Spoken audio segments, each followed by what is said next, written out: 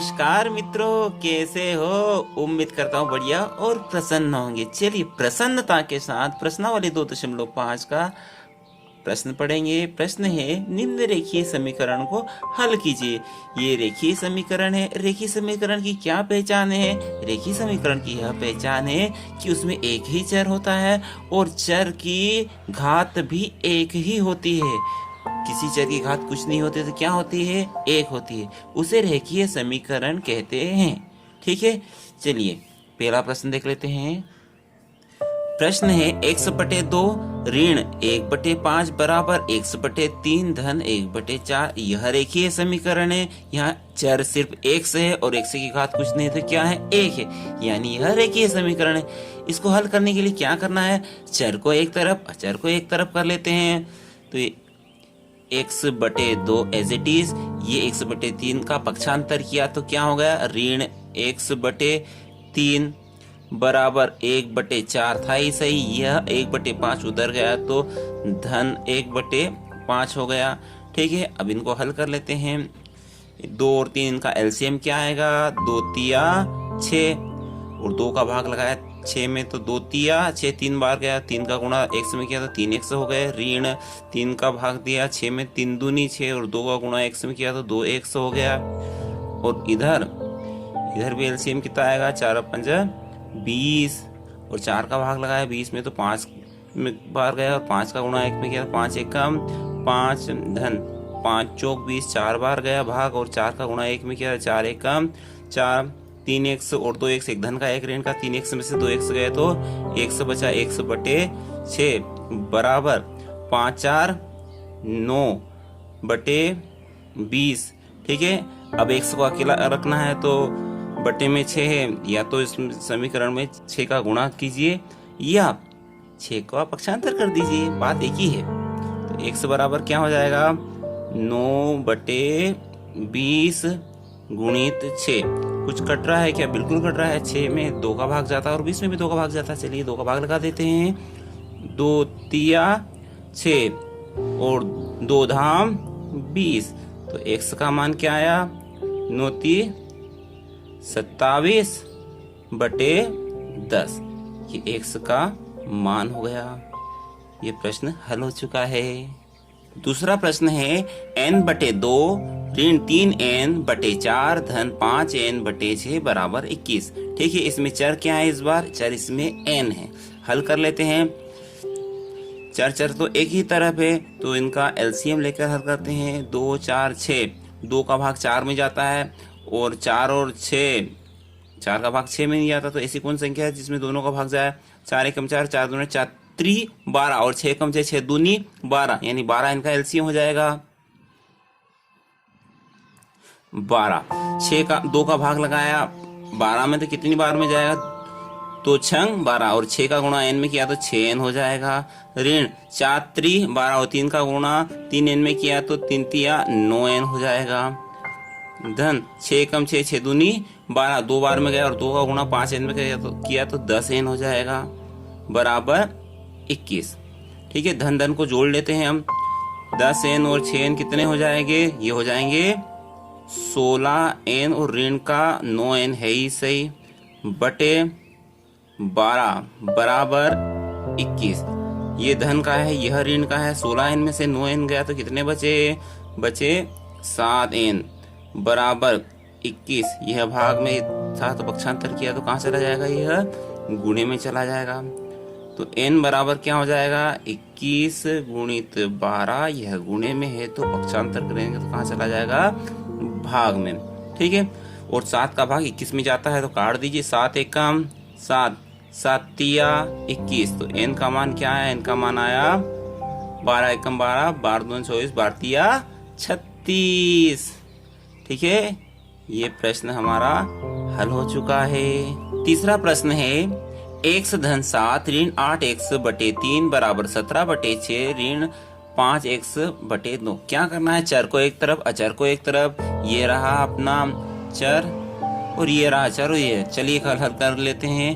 तो x ऋण 8x/3, यह x लिखा, ये ऋण किया 8x/3 और ये ऋण के 5x/2 इधर आया, पक्षांतर किया तो क्या हो जाएगा, धन 5x/2, और इधर अचर क्या था, 17/6, और ये 7 इधर आया तो क्या हो जाएगा, ऋण का 7। क्या किया, ये x लिखा, ये ऋण 8x/3 लिखा, और ये 5x/2 इधर आया तो धन का हो जाएगा, 17/6 इधर था ही सही, ये 7 इधर ले गए तो ऋण का हो गया। ठीक है, x के बटे में कुछ नहीं तो क्या है, 1 है। चलिए इनको हल कर लेते हैं। 3 और 2 और 1 का एलसीएम क्या आएगा, इनका आएगा 3 दूनी 6। 1 3 और 2 में 6 में भाग जाता है। ठीक है, तो इनका एलसीएम आया 6। 1 का भाग लगाया 6 में, कितनी बार में गया, 6 बार में। 6 का गुणा x में किया तो आया 6x, ऋण 3 दूनी 6, 2 बार गया, और 2 का गुणा 8 में किया तो 8 का मान 8 दूनी 16x, धन 2 का भाग लगाया 6 में, 2 तिया 6, और 3 का गुणा 5 में किया तो 5 3 15x, बराबर इसके बटे कुछ नहीं तो 1 है। 6 और 1 का एलसीएम आएगा 6। 6 का भाग लगाया 6 में तो 1 बार में गया, 1 का गुणा 17 में किया 17 एकम 17, 1 का भाग लगाया 6 में 6 बार में गया, और 6 का गुणा 7 में गया 6 7 42। ठीक है, ये धन का तो पहले धन को जोड़ लेते हैं। 15 और 6 हो जाएंगे आपके 21x, ऋण के 16x है ही सही, बटे 6, 42 ऋण का, ये धन का, तो 42 में से 17 गए तो कितने बचे, यहाँ हो जाएंगे 12, 12 में से 7 गए तो 5 बचे, 3 में से 1 गया तो 2 बचा, बटे 6, और ये 25 किसका रहेगा, 25 रहेगा ऋण का, क्योंकि 42 में से 17 घटाया था हमने। अब ये धन का, ये ऋण का, 21x में से 16x गए तो कितने बचे, 21 में से 16 गए तो आपके बचे 5x, बराबर ऋण के 25/6। ये 6 का पक्षांतर करेंगे तो भाग में तो कहाँ चला जाएगा, यह गुणे में, और 6 कम 6, 6 कम 6, तो क्या बचा, तो x बराबर ऋण के 25, परंतु ये x के साथ 5 क्या था, गुणे में था, तो कहाँ चला जाएगा, ये बटे में, तो 5 एकम 5 और 5 25, तो x का मान क्या आया, x का मान आ गया हमारा ऋण के 5। ये हल हो चुका है हमारा सवाल।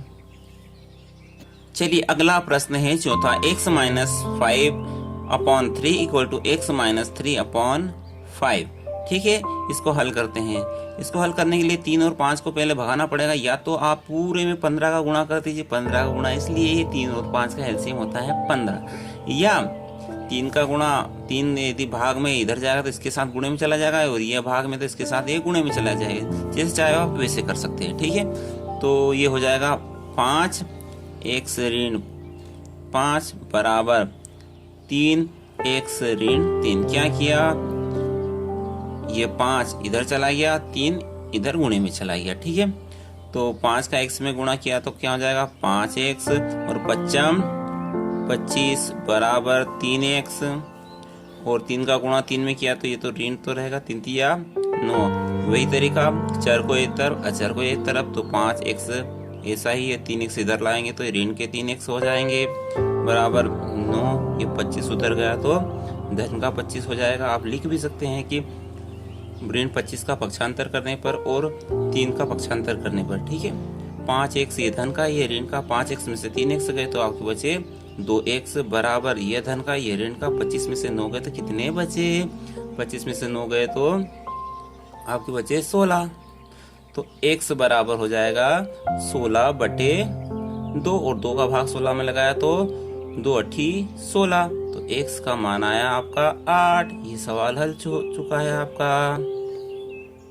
पांचवा प्रश्न है 3t - 2/4 minus 2t + 3/3 equal to 2/3 minus t। ठीक है, t को एक तरफ ले आते हैं तो 3t - 2/4, यहाँ ऋण है, सावधानी रखने के लिए क्या करते हैं, इसको कोष्टक में बंद कर देते हैं, 2t + 3। ठीक है, बटे 3, जब ऋण का गुणा पूरे में हो जाएगा तो ये धन देंगे, जो ऋण के वो धन के, जो धन के वो ऋण के हो जाएंगे। इसलिए सबसे अच्छा है कि इनको पहले आप कोष्टक में बंद कर दीजिए। और ये माइनस के टी इधर आया तो धन का टी हो जाएगा बराबर 2/3 था ही सही। ठीक है, इसके बटे में कुछ नहीं तो 1 है। इनका एलसीएम 4, 3 और 1 का एलसीएम कितना आएगा? 4×3 12। या तो पूरे समीकरण में 12 को गुणा कर दीजिए, उस प्रकार से भी कर सकते हैं, या अपन जैसे करते हैं वैसे ही कर सकते हैं। जैसे 4×3 12 इनका एलसीएम आया, 4 का भाग लगाया 12 में, कितनी बार में गया? 4×3 12, और 3 का गुणा पूरे में करना पड़ेगा अपने, तो 3 कोष्टक में डाल देते हैं, बाद में कर देंगे गुणा। 3t - 2, 3 का भाग लगाया 4 में 12 में, 3 चौक 12, 4 बार गया, और 4 का गुणा 2t + 3 में करना है, तो ये -4 2t + 3। ठीक है, धन 1 का भाग लगाया 12 में, 12 बार में गया, 12 का गुणा t में किया तो 12t हो जाएंगे बराबर 2/3। ठीक है, अब गुणा करते चलते हैं। 3 तिया 9t, ऋण 3 दूनी 6, 4 का गुणा 2t में करेंगे तो ये ऋण के है तो क्या हो जाएगा? ऋण 4 दूनी 8t, ये ऋण से क्या हो जाएगा? फिर ऋण हो जाएगा 4×3 12, धन 12t है ही सही बराबर 2/3। ये 12 भाग में है तो पक्षांतर करेंगे तो कहाँ चला जाएगा? ये गुणे में। ठीक है, 9t ये धन का, ये 12t ये धन का, 9t और 12t कितने हो जाएंगे? ये हो जाएंगे 21t, और ऋण का 8t है ही सही, और ऋण के 12 और ऋण के 6 हो जाएंगे आपके ऋण के 18 बराबर 3 एकम 3, 3 चौक 12, और 4 4 दूनी 8। ठीक है, 21t में से 8t गए तो कितने बचे? आपके बचे 13t, और ऋण 18 गए उधर तो हो जाएंगे धन के 18। तो t बराबर हो जाएगा आपका 18 और 8, दोनों ही धन के तो कितने हो जाएंगे? हो जाएंगे 26, और 13 था गुणे में तो पक्षांतर किया तो भाग में चला जाएगा, और 13 एकम 13, 13 दूना 26, तो t का मान क्या आया? t का मान आया आपका 2। यह आपका उत्तर हो गया। इस प्रकार के प्रश्नों में सावधानी बस इस ऋण की ही रखना है, गलतियां होने की संभावना ज्यादा होती है।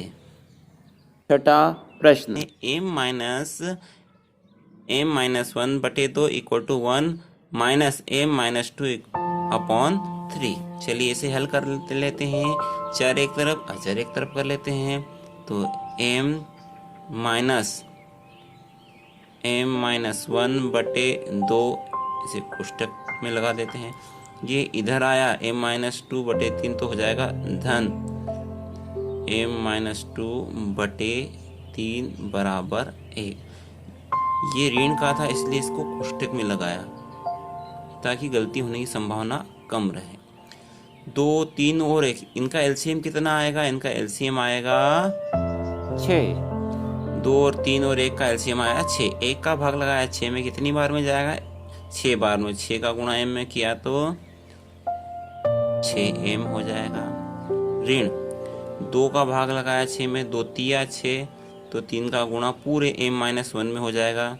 चलिए कर देंगे m-1, धन 3 दूनी 6 और 2 का गुणा m-2 में करना है m-2। ठीक है, बराबर 1, तो 6m ऋण तक खोलेंगे तो जो धन के है वो ऋण के हो जाएंगे, और 3 का गुणा करते चलते हैं तो हो जाएगा 3m ऋण ऋण धन 3 एकम 3, और ये 2m धन ऋण ऋण 2 दूनी 4 बटे 6 चल रहा है बराबर 1। ये धन का 6m, ये भी धन का 6m और 2m हो जाएंगे आपके 8m ऋण 3m चल रहा है, और 4 में से 3 गए तो ऋण का 1 बराबर ये 6 भाग में है तो कहाँ चला जाएगा, 1 के साथ गुणे में और 6 कम 6 हो जाएगा। तो 8 m धन का, यह 3 m ऋण का, 8 m में से 3 m गए तो बचे आपके 5 m बराबर 6। इस ऋण का पक्षांतर किया तो क्या हो जाएगा, धन 1। तो m बराबर हो जाएगा 6 और 1 7 बटे 5। m यहाँ गुणे में था तो कहाँ चला जाएगा, भाग में। तो m का मान आया 5 बटे 7। ये हो गया छठा प्रश्न हल। वीडियो अच्छा लगा हो तो लाइक कीजिए और चैनल पर पहली बार हो तो चैनल को सब्सक्राइब भी कर लीजिए। अगले वीडियो तक जय हिंद, जय भारत, वंदे मातरम।